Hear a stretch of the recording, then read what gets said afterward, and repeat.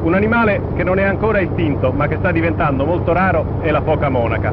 Proprio la foca è una delle tante sorprese che riserva la Sardegna, perché le foche vivono di solito nelle regioni nordiche, nelle regioni fredde, però un piccolo gruppo è rimasto in Mediterraneo.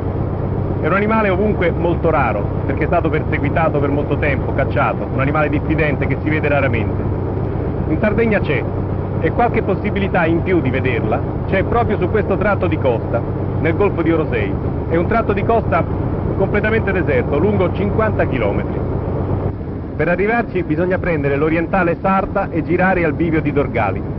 Stiamo andando a cercare questo animale favoloso nella grotta di Calagonone.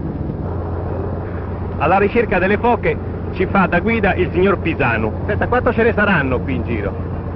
E io penso non più di 15, 20 al massimo, tra grandi e piccoli.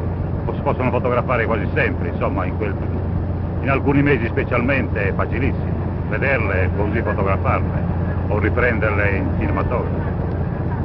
Un giorno abbiamo cercato di catturarne col mio amico Romano. Eravamo andati là per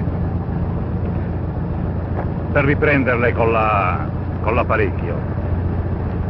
E nonché ne troviamo 10 in una grotta. Ci avventiamo su di una per catturarla e non ci siamo riusciti, ci ha trascinato in acqua tutti e due.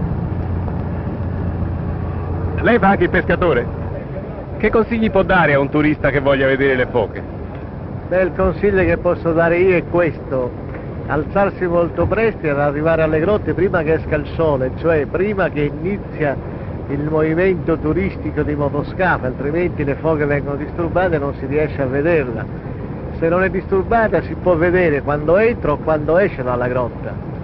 E l'altra maniera sarebbe quella del battellino, entrare dentro in fondo e cercarla di sfidarla dal dormitoio, in modo che essa scappa fuori e in quell'occasione riescono a vederla, ma ripeto, è sempre consigliabile di mattina presto.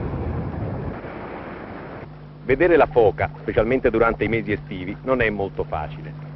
Ma anche se non avrete la fortuna di incontrare questo raro animale, potrete sempre godervi l'esplorazione della grotta di Calagonone, che si interna nella montagna per 4.600 metri attraverso stretti cunicoli e laghi sotterranei.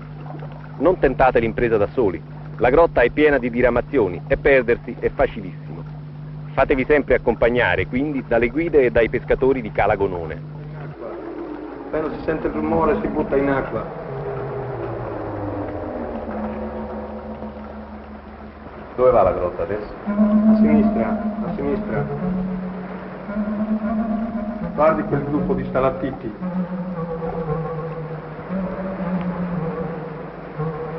No, niente. No.